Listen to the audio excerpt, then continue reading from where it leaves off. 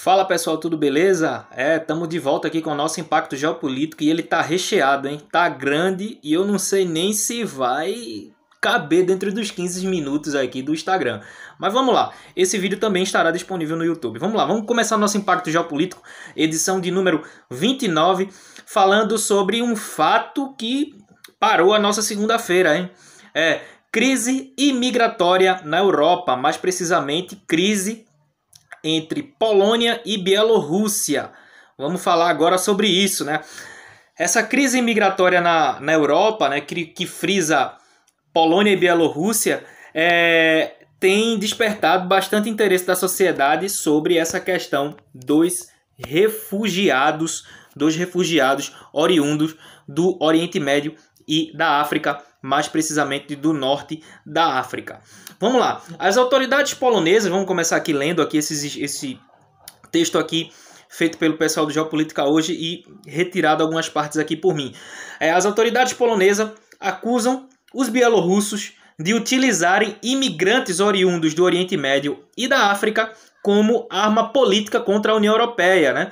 Esses imigrantes estão sendo usados como massa de manobra pela Bielorrússia para atingir a União Europeia. Vamos entender isso aí. Na última segunda-feira, centenas de imigrantes marcharam numa rodovia bielorrussa rumo à Polônia. Segundo o vice-primeiro-ministro polonês, as forças policiais de Lukashenko, né, o presidente da Bielorrússia, o ditador da Bielorrússia, estariam encorajando os refugiados que estão lá na Bielorrússia a entrarem na União Europeia, né? A Polônia é um país que faz parte da União Europeia, entrou recentemente e já expressou o desejo de sair, já criaram até a sigla Polexit, igual teve aí com o Reino Unido, né? Que teve a sigla Brexit, né? Mas a Polônia ainda faz parte da União Europeia e por fazer parte da União Europeia e fazer fronteira com a Bielorrússia que é uma ditadura e não faz parte da União Europeia, está jogando esses imigrantes para dentro da Polônia para eles rumarem mais, adentrarem mais dentro do bloco europeu, dentro dos países que formam o bloco europeu. Aí, segundo esse ministro, esse vice-primeiro-ministro da Polônia, ele disse que a Bielorrússia quer causar um grande incidente, de preferência com tiros e vítimas.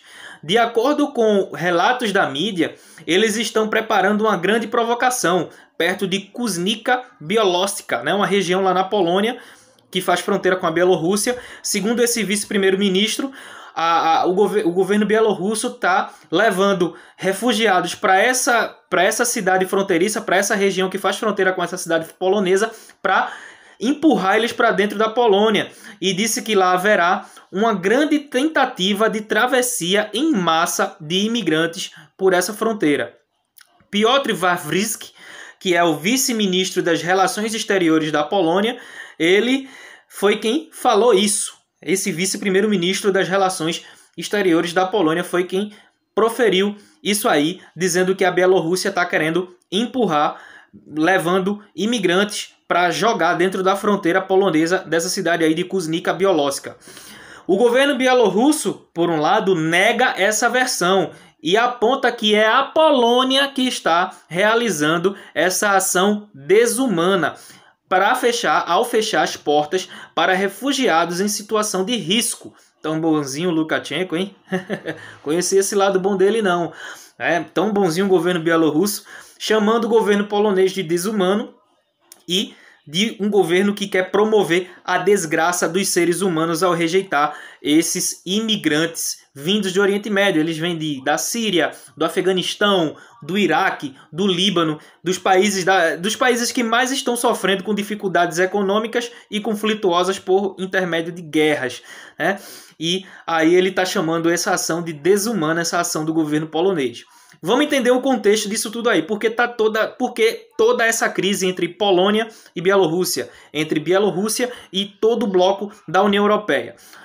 Isso está acontecendo porque as relações entre Bielorrússia e União Europeia azedaram no ano passado, quando a legitimidade da eleição que reconduziu o presidente Alexander Lukashenko ao cargo, que está no governo desde 1994, Lukashenko é presidente da Bielorrússia desde 1994, foi colocado em xeque pelo Parlamento Europeu. Lukashenko venceu a disputa com mais de 80% dos votos, numa eleição caracterizada por prisões de candidatos opositores, ou seja, ele mandou prender todos os candidatos opositores dele, todos os concorrentes dele, ele mandou prender. Assim fica fácil ganhar a eleição, né? Ele mandou prender todos os candidatos de oposição e, mediante essa atitude dele, aconteceram protestos contra essa ação dele e ocorreram automaticamente violência policial por parte das forças leais ao Lukashenko. A União Europeia e os Estados Unidos não reconheceram as eleições e impuseram sanções econômicas contra o país, né? Os aliados dos Estados Unidos e os países membros e aliados do bloco europeu não podem negociar, não podem ter relações com a Bielorrússia.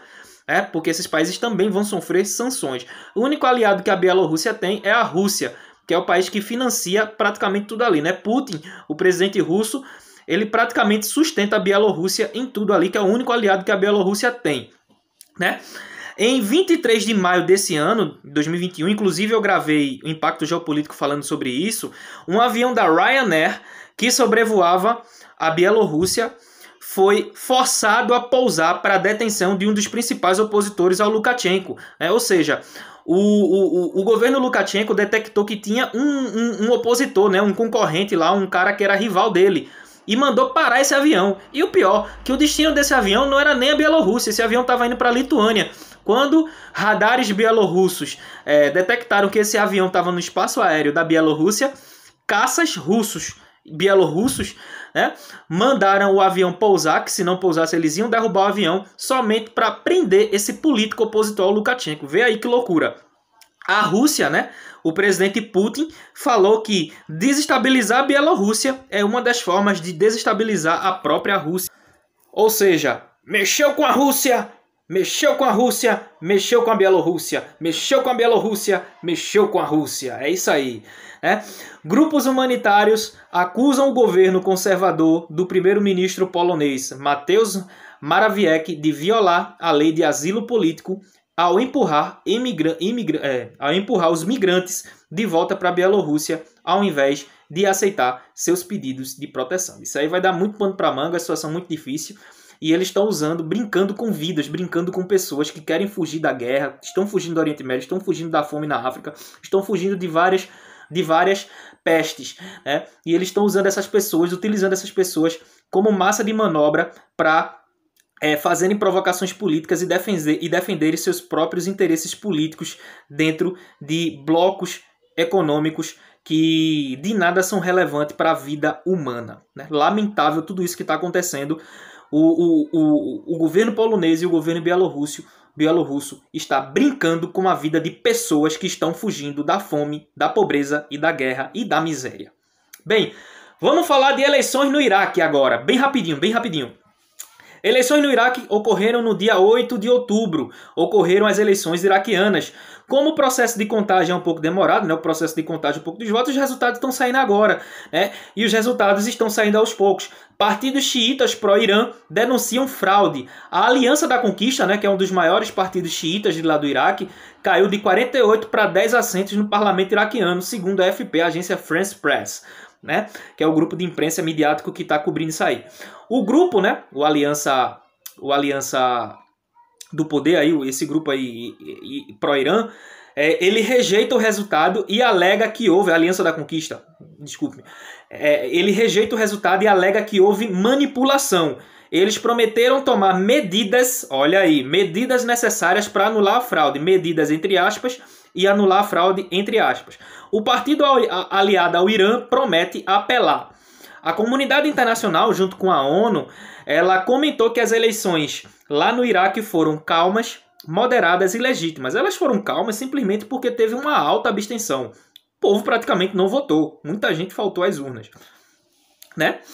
E milícias xiitas revoltadas com o resultado travaram um conflito na última semana, agora que se passou, e nos últimos dias, agora há pouco, travaram um conflito contra forças iraquianas em Bagdá. Mas nada que causasse danos extremos, né? Apenas morreu um ali, um ou outro ficou ferido, uma casa ou outra foi atingida, enfim, para eles isso é normal. Morreu ali um ou outro, não teve nada de anormal nesses conflitos, né? Disseram que morreu um ou outro ali, não teve nada de anormalidade. Apesar disso, veja só, apesar disso, quem venceu a eleição foi um líder religioso xiita, o Muqtada al-Sadr. Ele saiu como vencedor, mas ele não terá governabilidade no parlamento, porque ele não conseguiu eleger uma base governista, ou seja, ele ganhou a eleição, beleza. O xiita ganhou a eleição, mas ele não vai ter deputados que apoiem, que aprovem as atitudes dele no parlamento, né? A maioria eleita foi de oposição, daí vocês já tiram aí a sinuca de bico que vai estar o Iraque, né? Então, ele não vai ter uma governabilidade tão alta por não ter eleito uma maioria correligionária lá do Aliança da Conquista, né? Vamos também aguardar para sabermos como vai ser essa situação, esse impasse no Iraque.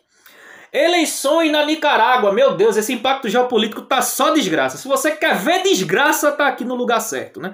Eleições na Nicarágua. Só desgraça. Daniel Ortega prende, né, o candidato a presidente da Nicarágua, Daniel Ortega, prende opositores e vence as eleições lá na Nicarágua, né?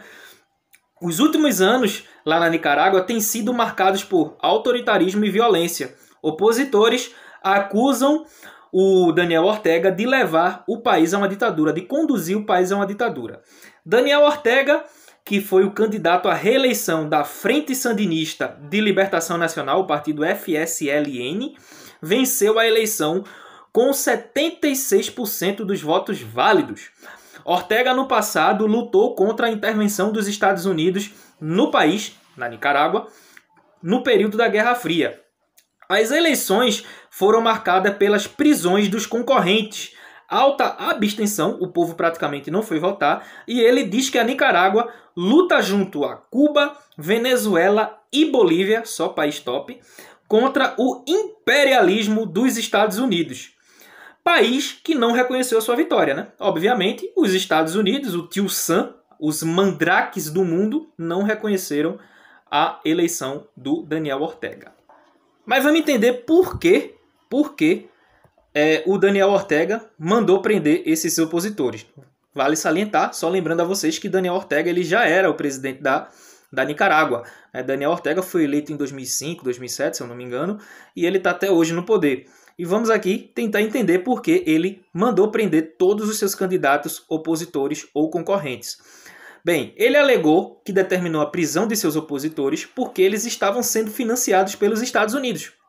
Simples. Todos os seus opositores, segundo ele, estavam recebendo dinheiro do governo dos Estados Unidos e o Joe Biden, né, estava atuando ativamente para financiar esses candidatos opositores concorrentes ao Daniel Ortega. Nos últimos anos, China e Nicarágua vêm se aproximando e os dois países prometeram uma obra faraônica, o Canal da Nicarágua, que seria uma nova passagem que iria concorrer com o canal do Panamá. Ele ia fazer um canal lá na Nicarágua. Porém, a China desistiu em 2018 por estar em uma zona de alta influência dos Estados Unidos. Aí a gente vê essa situação na Nicarágua.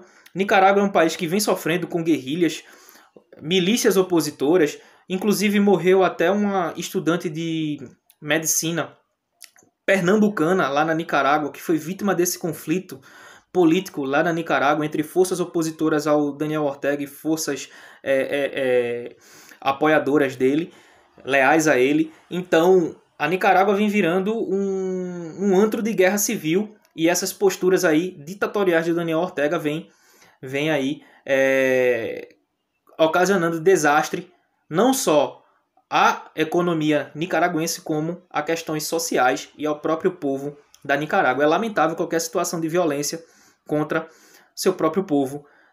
E é triste tudo isso que vem acontecendo lá na Nicarágua, vem acontecendo no Iraque, né, e vem acontecendo também lá na Bielorrússia e na Polônia. Bem, galera, esse aqui foi o nosso impacto geopolítico, foi um pouco longo, eu sei, e conto com a audiência de vocês. Não deixem esse trabalho morrer. Eu preciso muito de sua doação. Preciso muito. Qualquer valor. Estou pedindo dinheiro mesmo. Porque eu preciso muito manter esse trabalho ativo.